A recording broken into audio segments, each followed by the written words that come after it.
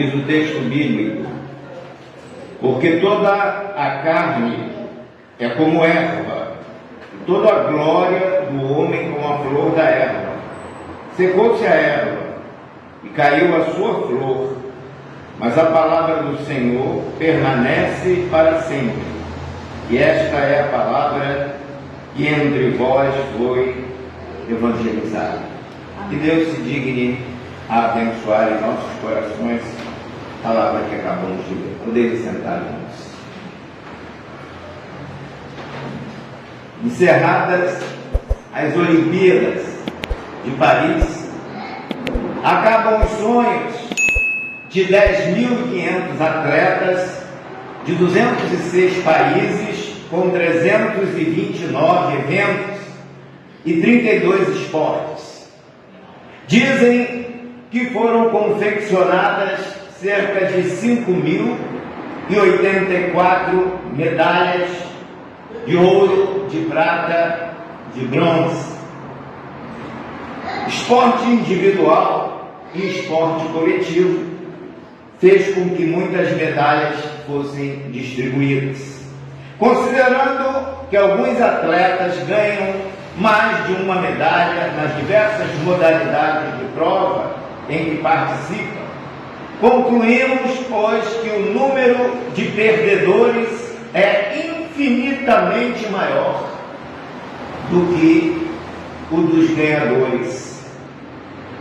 Temas preocupantes foram apresentados na inauguração do evento, tais como segurança, direitos humanos, terrorismo, guerra de Israel contra Hamas, conflito entre Rússia e Ucrânia, o barco dos refugiados, e por aí vai.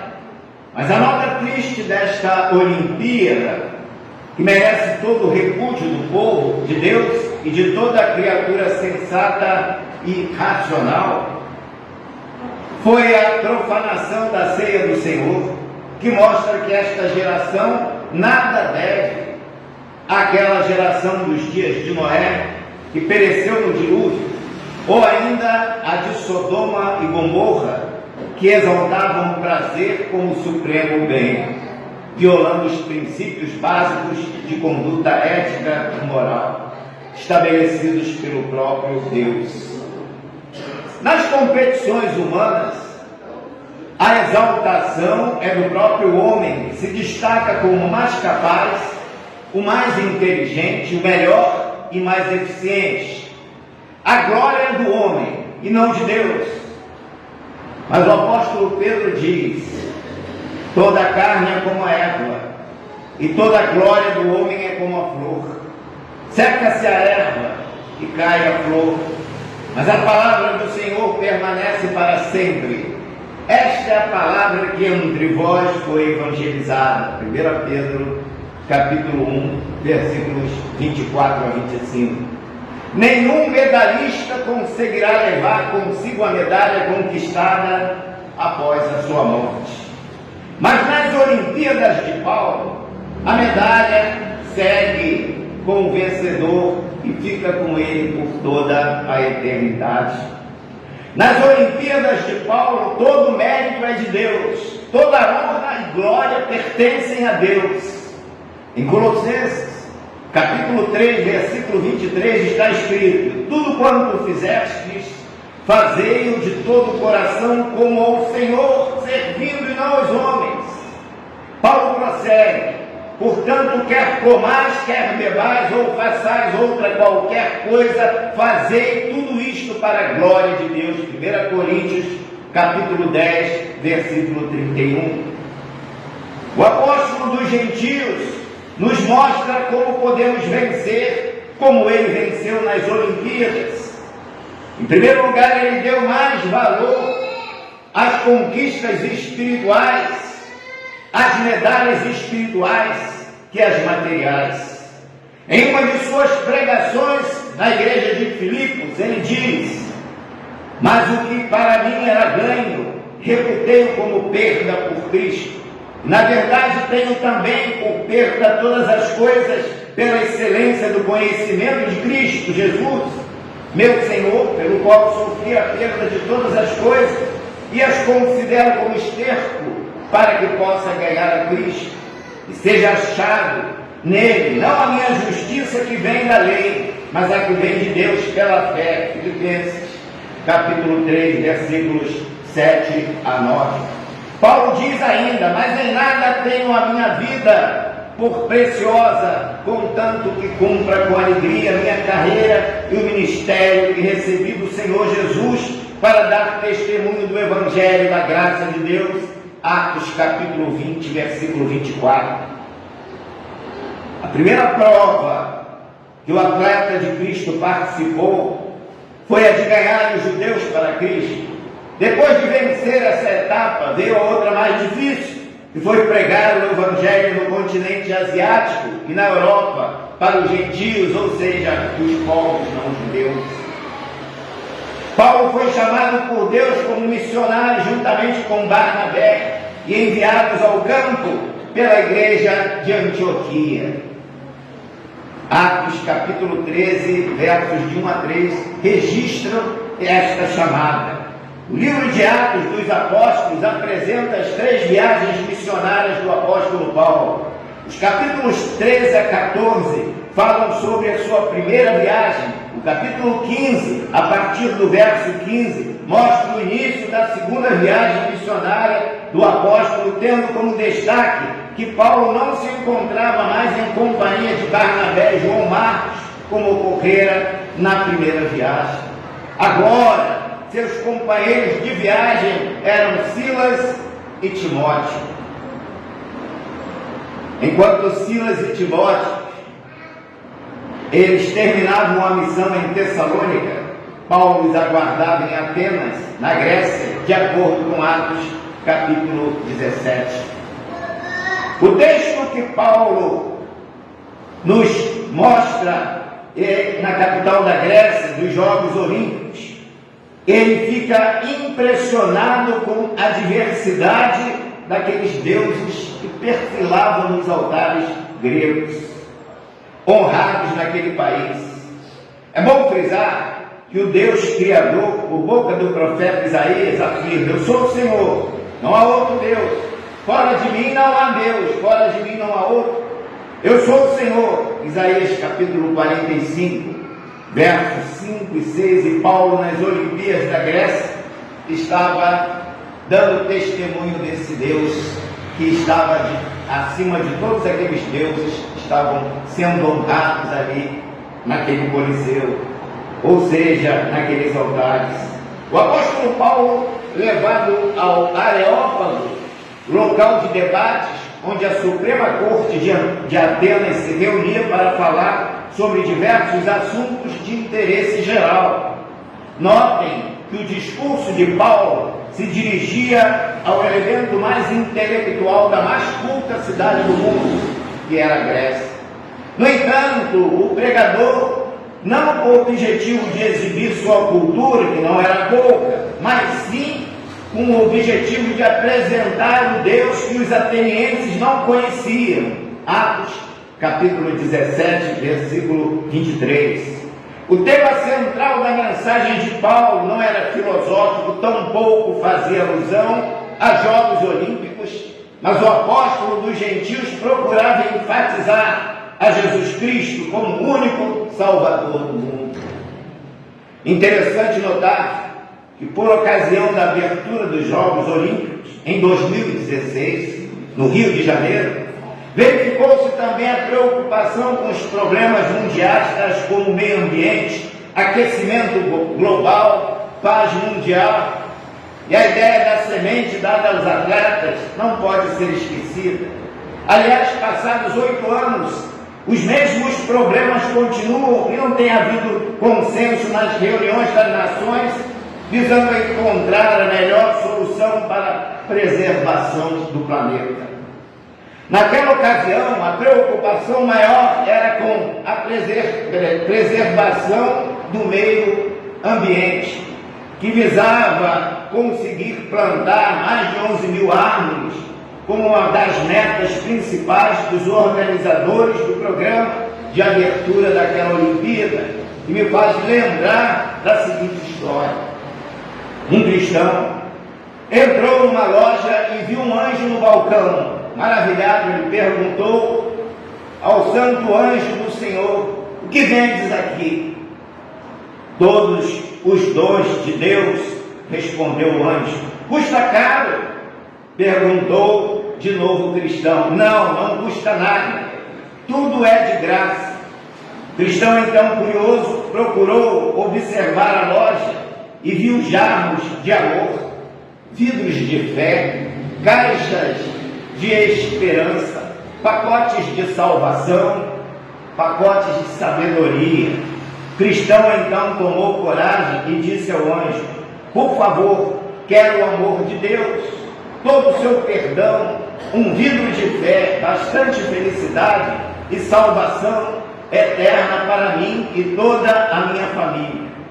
Logo o anjo preparou o pedido e entregou-lhe um pequeno embrulho que cabia dentro de uma caixa de fósforo. Surpreso, o comprador disse: mas não é possível estar tudo aqui.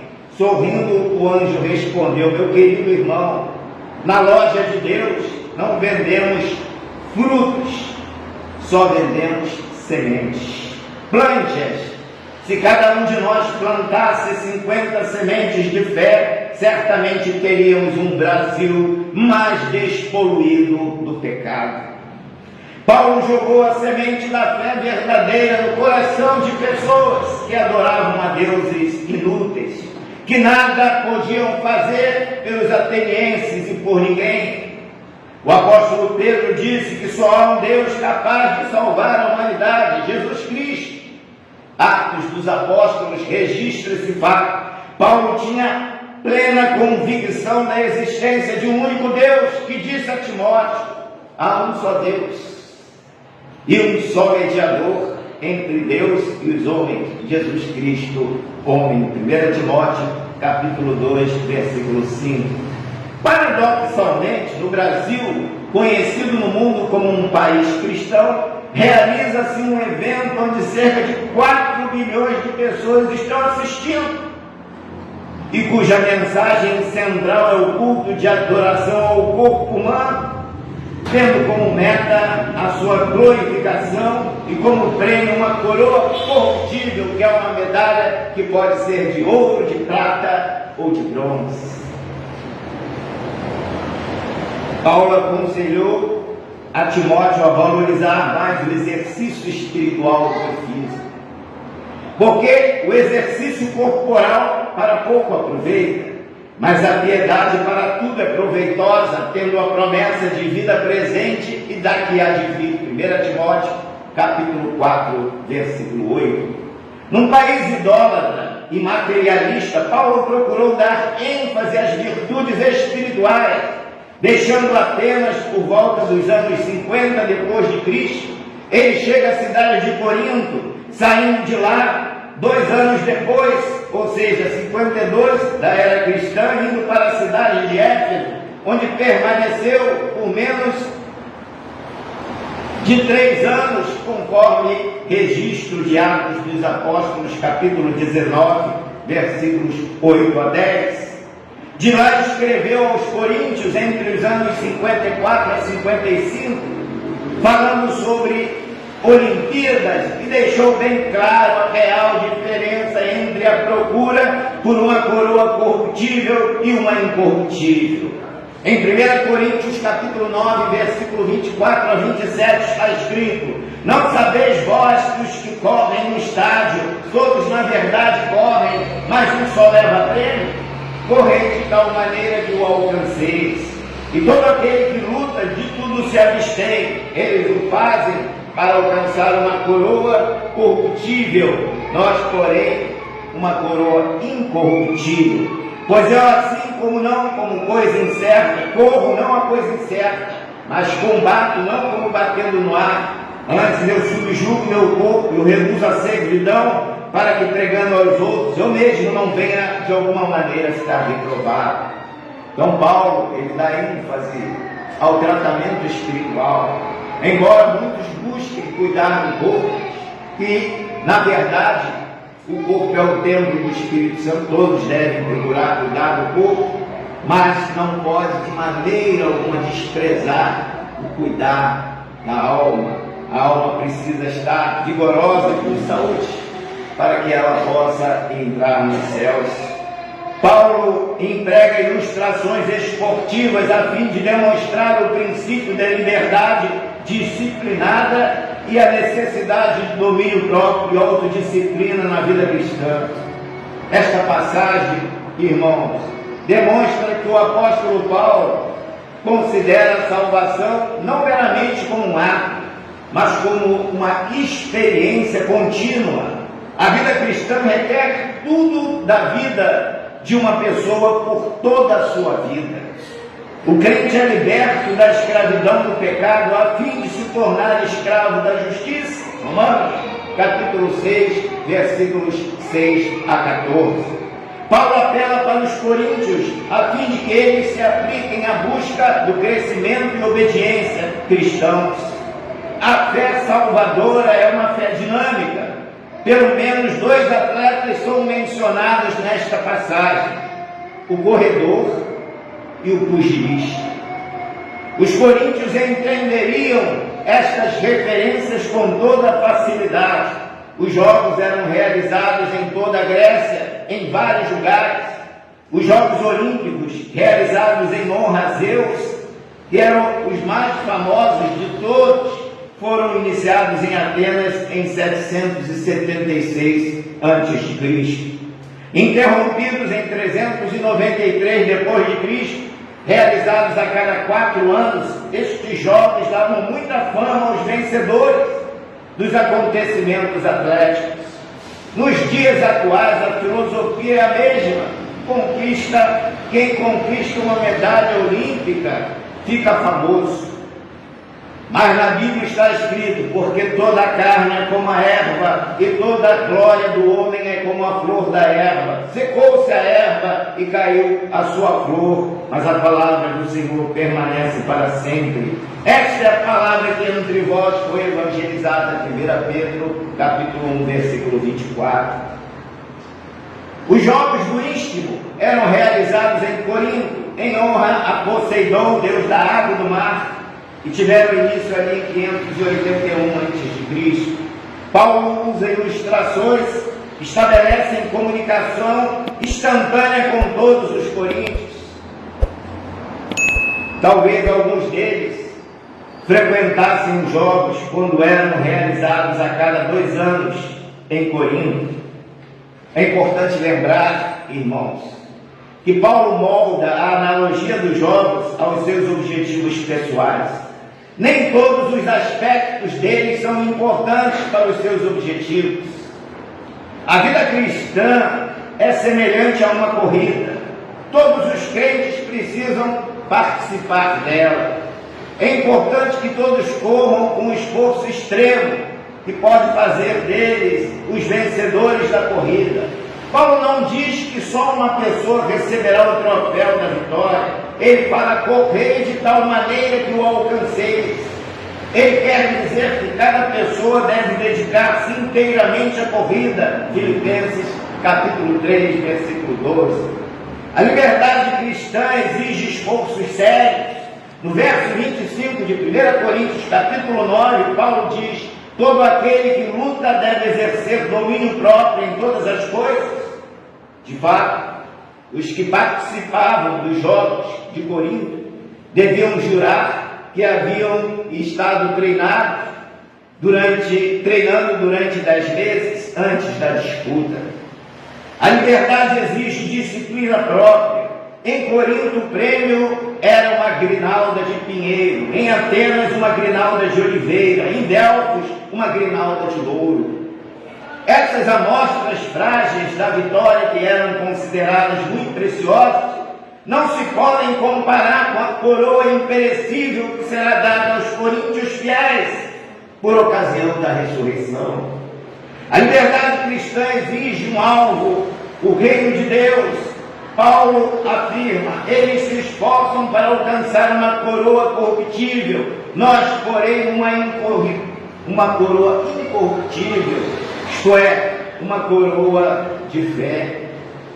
Paulo prossegue: pois eu assim corro, não como indeciso, assim combato, não como batendo no ar. Ninguém se insinua subrepticiamente no reino de Deus, e ninguém boxeia como um lutador imaginário para entrar nele. A vida cristã requer um claro senso de propósito. Quando Paulo diz: me julgo meu corpo e o reduzo à servidão, é o que nós devemos fazer, em nos abster do pecado, em colocar a renúncia própria como meta para nós alcançarmos uma santidade que agrade a Deus. Quando Paulo diz: subjugo meu corpo, reduz a servidão, está dizendo que é necessário que ele se discipline.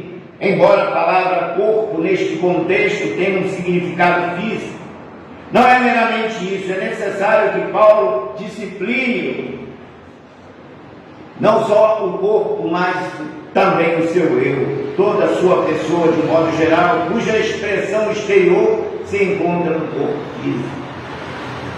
Embora Paulo provavelmente inclua a disciplina voluntariamente assumida para si mesmo, ele também está se referindo à disciplina requerida para se viver dignamente a vida cristã. Romanos capítulo 6, versículo 13 e capítulo 8, versículo 13. Ele não está sugerindo que o corpo seja mau, ele é um veículo de glorificação a Deus. Paulo vive uma vida cristã disciplinada, conforme diz, para que depois de pregar a outro, eu mesmo não venha a ficar reprovado. Talvez, pela maneira como usa a palavra pregação, ele tenha em mente o arauto dos jogos. O arauto anuncia as regras da disputa e anuncia os vencedores. Paulo está preocupado com o fato de envolver tanto com o bem-estar espiritual dos outros, a ponto de descuidar do seu. Ele se disciplina para não ser rejeitado depois de ter chamado os outros para a luta. Cada um de nós cristãos, antes de pensarmos em disciplinar alguém, nós temos que disciplinar a nós mesmos. O que quer dizer Paulo com a palavra reprovado? Muitos comentaristas acham que ele está se referindo à possibilidade de ser rejeitado em sua salvação pessoal no fim da corrida. Mas Paulo não crê que a sua salvação dependa da sua obra de perseverança, pois os homens são salvos pela fé e não pelas obras. Por outro lado, a fé salvadora é uma fé contínua, é uma fé ativa. Ela não descansa afetadamente no passado, mas abraça o futuro, com base para a expressão de obediência. Os homens não são salvos pela perseverança, mas são salvos para perseverar. Filipenses capítulo 3, versículos 8 a 14. A vida cristã não é tolerante, mas ela é uma vida exigente. A salvação em Cristo não é um convite para complacência, mas para a convocação para uma entrega. Cada novo dia é uma nova convocação para a fé. Para encerrar, de acordo com Apocalipse, os vencedores receberão um maná escondido. Apocalipse capítulo 2, versículo 17. Receberão grande autoridade e honra. Apocalipse capítulo 2, versos 26 a 28. Andarão com vestes maravilhosas. Apocalipse capítulo 3, versículo 5. Serão colunas no santuário de Deus. Apocalipse capítulo 3, versículo 12. Terão gravado o nome de Deus. Apocalipse capítulo 3, versículo 12.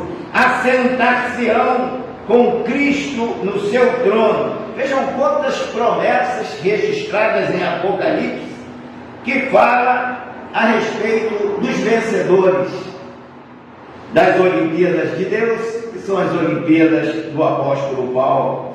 O Senhor os honrará. Apocalipse capítulo 3, versículo 5.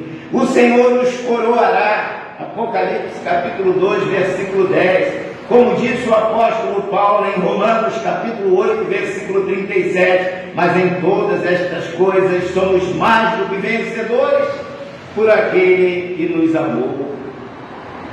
Há alguns anos, as Olimpíadas Especiais de século, alguém chamado também chamada Paralimpíadas, 9 participantes, todos com deficiência mental ou física, alinharam-se para a largada da corrida dos 100 metros rasos.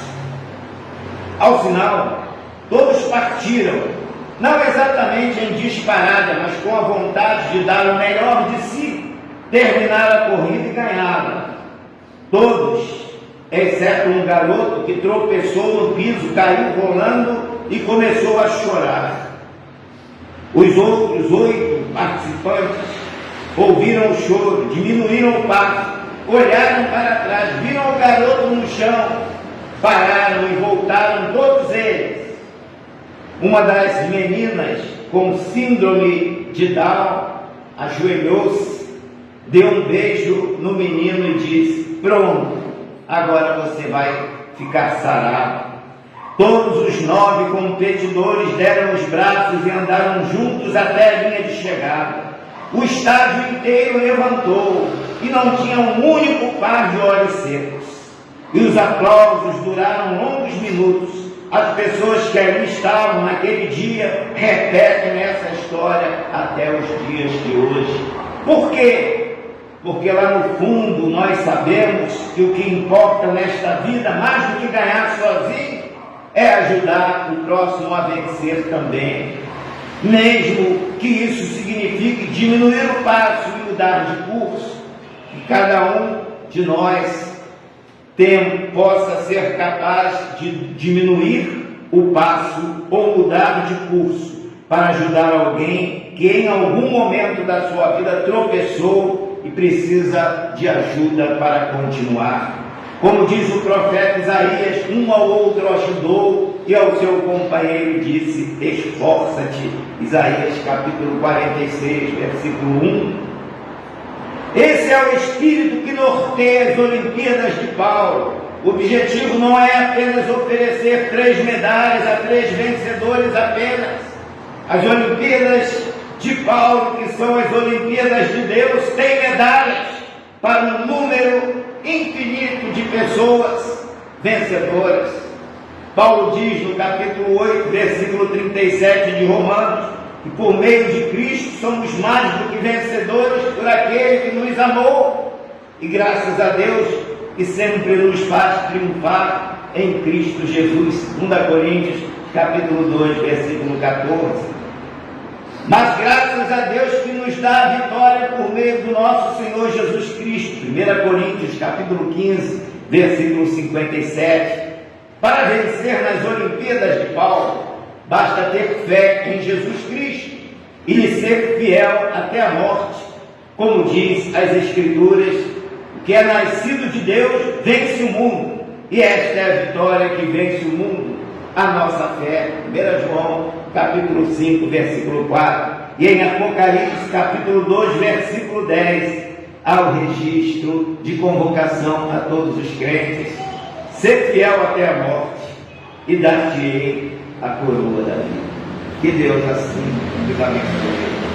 Amém.